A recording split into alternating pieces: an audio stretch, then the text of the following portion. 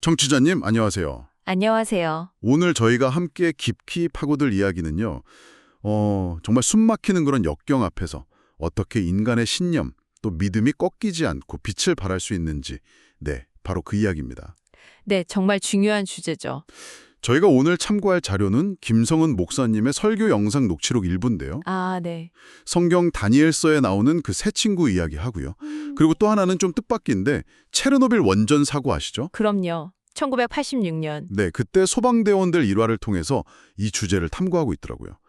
이게 참 흥미로운 조합이에요. 그쵸. 전혀 다른 시대와 상황인데 관통하는 메시지가 있다는 거겠죠. 맞습니다. 그래서 이번 시간을 통해서 저희가 이루고 싶은 목표는 이거예요. 바로 그 유명한 구절 있죠. 그리 아니하실지라도. 네. 이 믿음, 그러니까 결과가 어떻게 되든 변치 않는 그 신뢰의 본질이 과연 뭘까? 그리고 어쩌면 지금 청취자님께서 겪고 계실지도 모르는 그런 어려움 속에서 이 이야기가 어떤 의미로 다가올 수 있을지 좀 같이 생각해보는 시간을 가지려고 합니다. 네, 좋습니다. 자, 그럼 이제 본격적으로 이야기 속으로 한번 들어가 볼까요? 네. 먼저 좀 더 우리에게 가까운 시대 이야기부터 시작해 볼게요. 1986년 4월 26일 새벽 1시 24분 네, 체르노빌. 구소련 우크라이나 체르노빌에서 정말 인류 역사상 최악의 원자력 발전소 폭발 사고가 일어났습니다. 이건 뭐 상상하기조차 힘든 그런 재앙이었죠. 맞아요. 영화나 다큐멘터리로도 많이 다뤄졌었고요. 네. 근데 사고 발생 직후에요. 정말 바로 직후. 새벽 1시 30분쯤 현장에 가장 먼저 도착한 소방대원들이 있었어요. 아, 차출도 말씀용들. 근데 이분들이요. 자신들이 지금 마주한 그 불길이 그냥 단순한 화재가 아니라는 거, 이미 원자로 노심이 녹아내리면서 치명적인 방사능을 막 내뿜고 있다는 사실을 정확히는 몰랐다고 해요. 저런. 그냥 일반 화재 진압처럼 생각하셨을 수도 있겠네요. 그렇죠. 그냥 평소처럼 화재 진압 명령받고 출동하신 거죠. 눈에 보이지도 않고 뭐 냄새도 없는 그 방사능 속에서 그냥 불길하고 싸우신 거예요. 아, 근데 불과 몇 분, 뭐 몇 시간 만에 그분들 온몸으로 치명적인 수준의 방사능을 다 흡수해버린 거죠. 끔찍한 전신 화상이 있고 내부 장기 손상되고 네, 기록들을 보면 정말 참혹하더라고요. 이 첫 출동 소방대원들 중에 28분, 결국 방사능 피폭 때문에 몇 주 안에 정말 고통스럽게 돌아가셨다고 합니다. 28분이나, 아이고.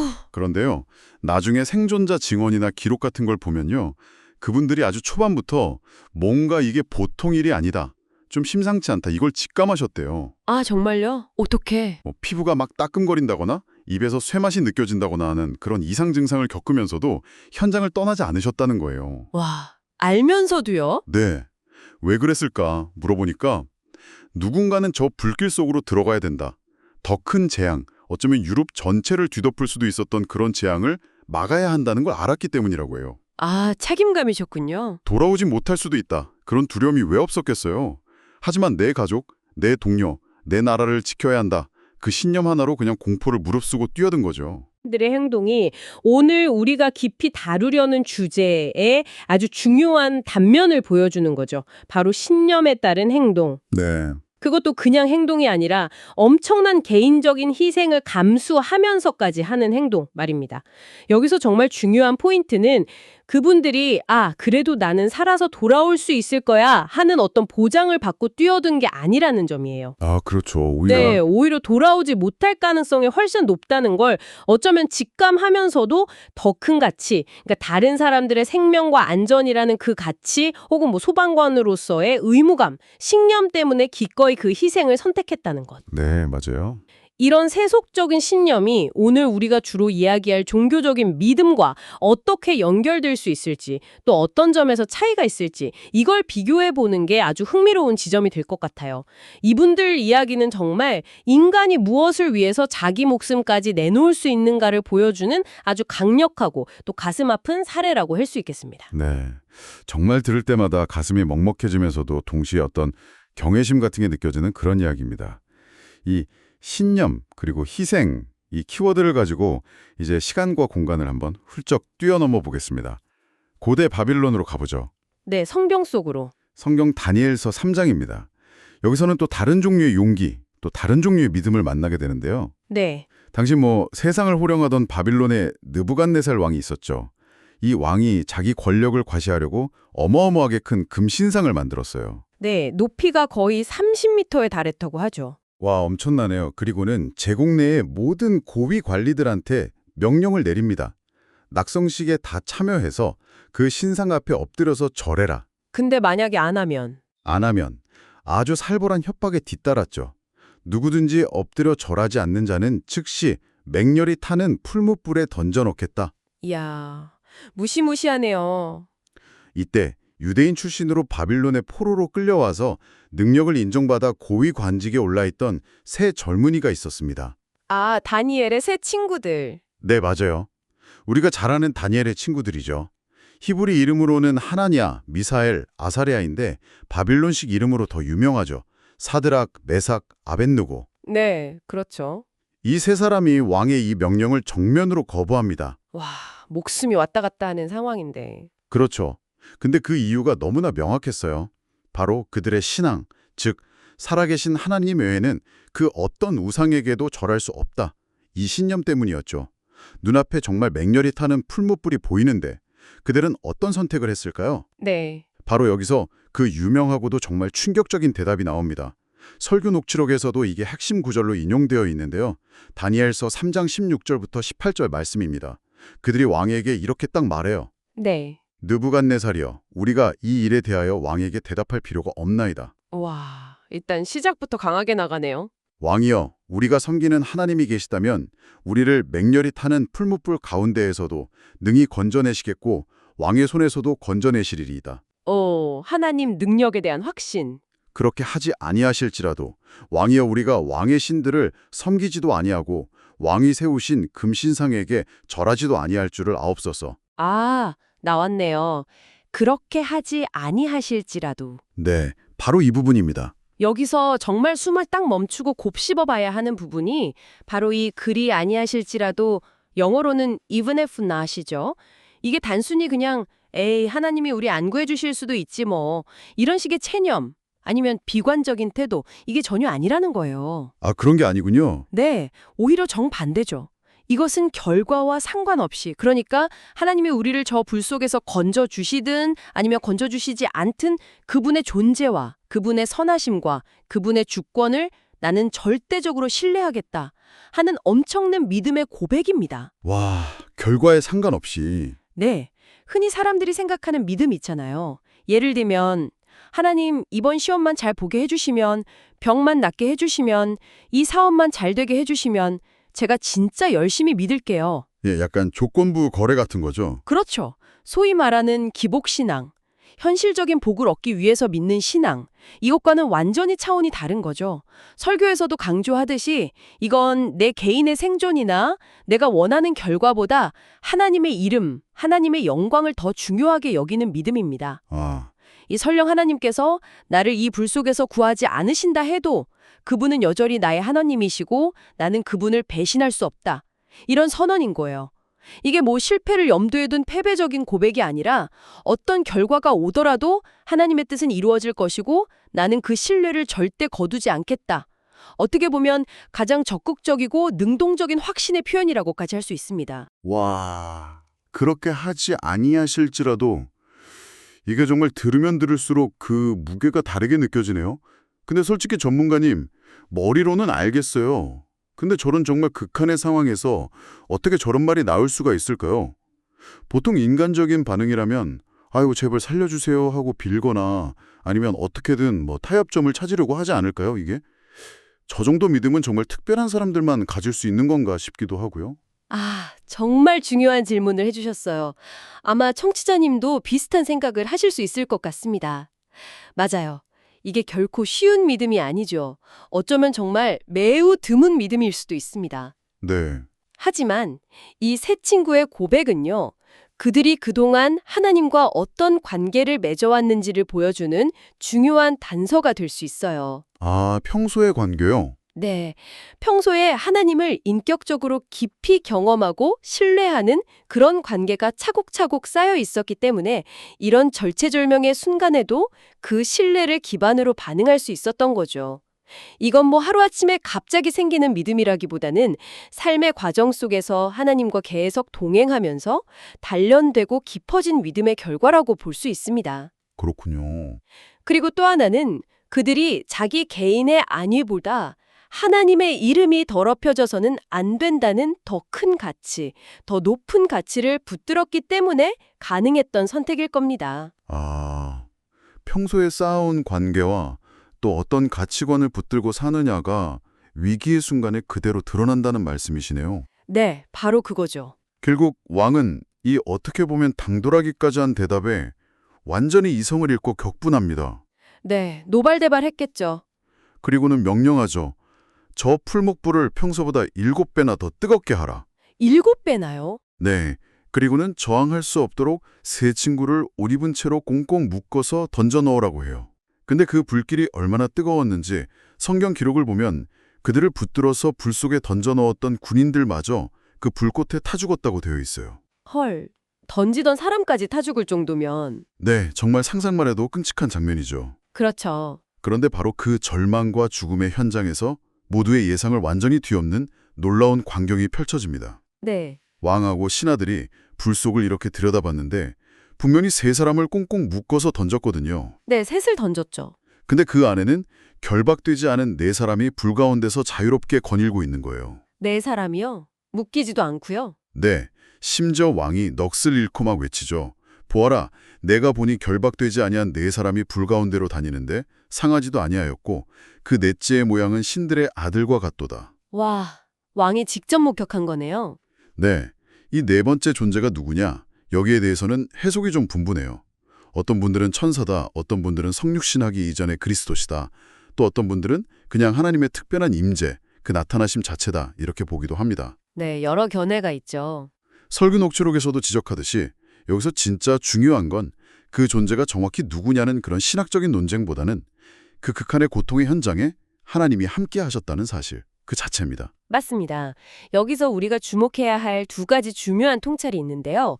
첫째는 하나님께서 그들을 풀무불에 던져지는 것 자체를 막지는 않으셨다는 점이에요. 아, 막아주시지 않았군요. 네, 왕의 분노도 그대로 있었고 7배나 뜨거워진 불도 그대로, 친구들이 꽁꽁 묶여서 던져지는 그 굴욕적인 상황도 그대로 다 허용하셨죠. 대신에 하나님은 그 시련의 한가운데 바로 그 불 속으로 직접 들어오셔서 그들과 함께 하셨다는 겁니다. 와, 불 속으로 들어오셔서. 이게 왜 중요할까요? 때때로 우리는 하나님이 모든 고통과 어려움을 우리 삶에서 그냥 제거해 주시길 바라잖아요. 그쵸. 당연히 그렇죠. 그런데 이 이야기는 하나님께서 우리를 고통으로부터 무조건 차단해 주시는 분일 뿐만 아니라 때로는 그 고통을 통과하도록 내버려 두시면서 그 과정 속에서 우리와 함께 하시는 분임을 보여줍니다. 설교에서도 강조하듯이 지금 이 방송을 듣고 계신 청취자님께도 이 메시지는 동일하게 적용될 수 있어요.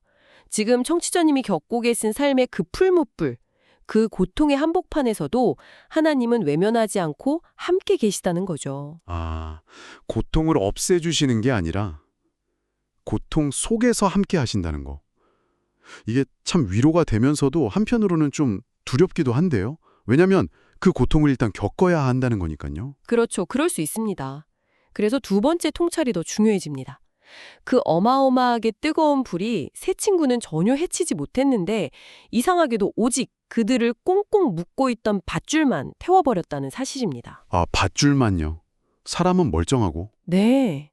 이건 정말 놀라운 상징이에요. 믿음으로 감당하는 시련이 역설적이게도 우리를 얽어매고 있던 온갖 종류의 속박들, 예를 들면 미래에 대한 두려움, 과거의 상처, 끊지 못하는 죄의 습관, 세상적인 가치관이나 집착, 낮은 자존감 같은 부정적인 생각들, 이런 것들을 오히려 끊어내고 우리를 진정한 자유로 이끌 수 있다는 것을 보여주는 거죠. 와, 시련이 오히려 우리를 자유롭게 한다고요? 꽁꽁 묶인 죄수 상태였잖아요. 네, 맞아요. 그런데 풀무불 안에서 오히려 자유롭게 걸어다니고 있었습니다. 고난이라는 것이 우리를 파괴하는 힘만 있는 게 아니라 오히려 우리 안에 불순물이나 우리를 묶고 있던 거짓된 것들을 태워 없애는 정화의 불, 자유케 하는 불이 될 수도 있다는 깊은 통찰을 여기서 얻을 수 있는 겁니다. 와, 시련 속에서 오히려 묶인 것들이 타버리고 자유를 얻는다.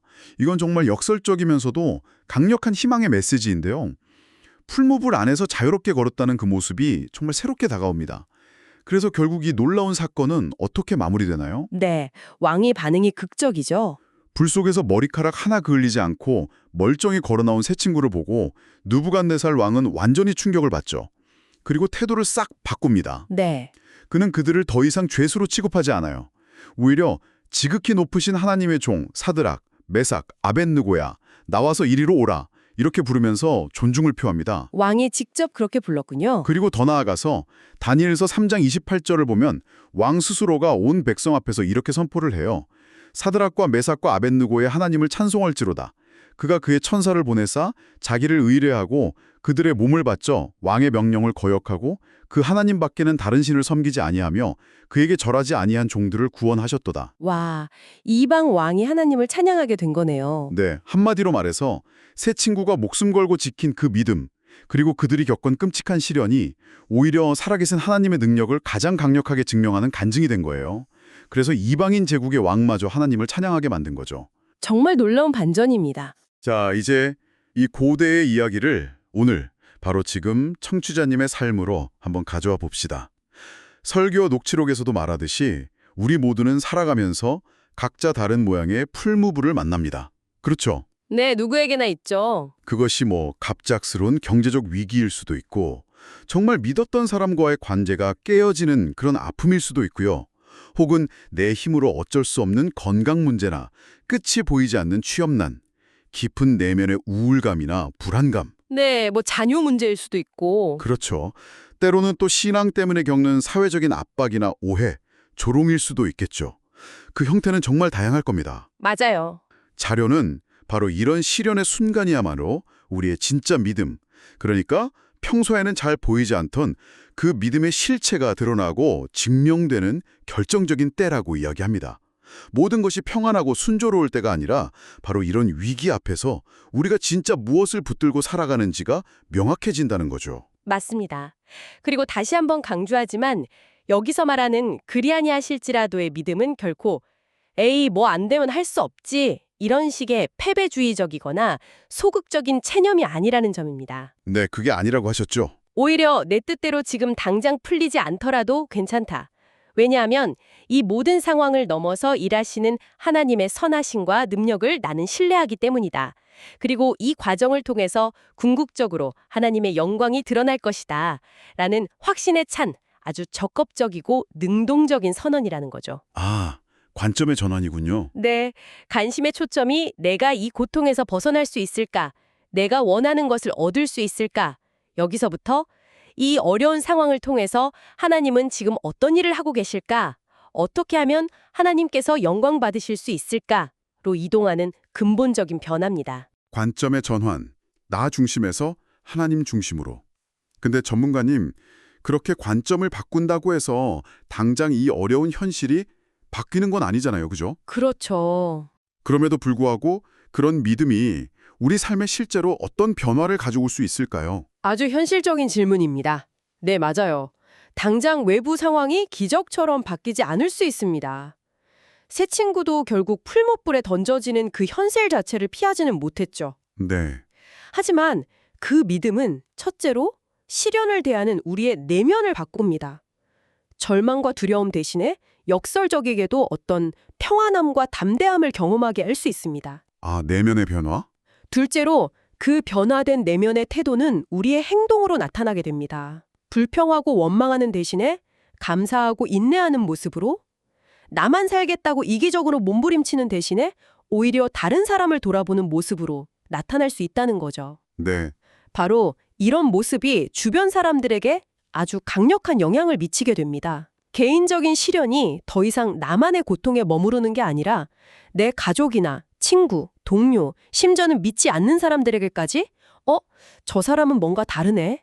저 사람이 믿는 하나님은 도대체 어떤 분이시길래 저런 상황에서도 저럴 수가 있지? 하는 궁금증과 도전을 주는 살아있는 간증이 될 수 있다는 겁니다. 아, 나의 시련이 다른 사람에게는 간증이 될 수 있다. 네, 설교에서도 언급된 것처럼 세상 사람들과는 다른 행동, 다른 말, 다른 생각, 즉 구별된 삶의 모습 자체가 우리의 믿음을 눈에 보이게 하고 또 설득력 있게 만드는 통로가 되는 거죠. 새 친구의 그 흔들리지 않는 모습이 결국 느부갓네살 왕의 마음을 움직였던 것처럼요. 결국 우리의 시련이 우리가 그 시련 앞에서 어떻게 반응하느냐에 따라서 누군가에게는 하나님을 만나는 통로가 될 수도 있다는 거군요. 와, 정말 놀라우면서도 한편으로는 좀 책임감이 느껴지는 그런 이야기입니다. 그렇죠. 오늘 저희는 체르노빌 소방대원들의 그 숭고한 신념에서 시작해서 다니엘 세 친구의 그리 아니하실지라도 믿음까지 쭉 살펴보면서 눈앞의 결과에 흔들리지 않고 보이지 않는 더 큰 가치와 존재를 신뢰한다는 것이 어떤 의미인지 좀 깊이 생각해보는 시간을 가졌습니다. 네. 중요한 것은 시련 자체를 피하는 것이 아니라 그 시련의 한복판에서도 우리와 함께 하시는 하나님의 임재를 발견하고 신뢰하는 것. 그리고 그 과정을 통해서 오히려 우리를 묶고 있던 것들로부터 자유를 얻고 그렇게 살아가는 삶 자체가 복음의 증거가 될 수 있다는 점에 다시 한번 되새기게 되네요. 네, 맞습니다. 마지막으로 청취자 여러분께 이 질문을 한번 던져드리고 싶습니다. 설교 자료에서도 청취자님께 권면하는데요. 지금 당신의 삶에 있는 그 풀무불이 무엇인지 한번 정직하게 들여다보시라는 겁니다. 네, 나의 풀무불. 단순히 나 지금 너무 힘들어 하고 어려움을 인지하는 수준을 넘어서서요. 혹시 하나님께서 바로 이 시련이라는 불을 통해 태워 없애기를 원하시는, 그래서 청취자님을 오랫동안 묶어왔던 그 낡은 밧줄은 없을까요? 아, 밧줄. 나를 묶고 있는 것. 네, 그것이 어쩌면 내 안의 교만일 수도 있고 깊은 두려움일 수도 있고 용서하지 못하는 마음일 수도 있고 혹은 세상적인 성공에 대한 집착 같은 것일 수도 있겠죠. 결과가 당장 내 뜻대로 풀리지 않더라도 바로 지금 겪고 계신 그 특별한 어려움 속에서 오히려 하나님께서 청취자님 자신에게 혹은 청취자님을 통해 주변 사람들에게 어떤 모습으로 나타내길 원하시는지, 어떤 하나님의 성품이나 그분의 일하심을 드러내길 원하시는지 한번 조용히 성찰해 보시는 건 어떨까, 그렇게 제안하고 싶습니다. 네, 오늘 저희와 함께 이 깊은 이야기에 귀 기울여 주셔서 진심으로 감사합니다. 감사합니다.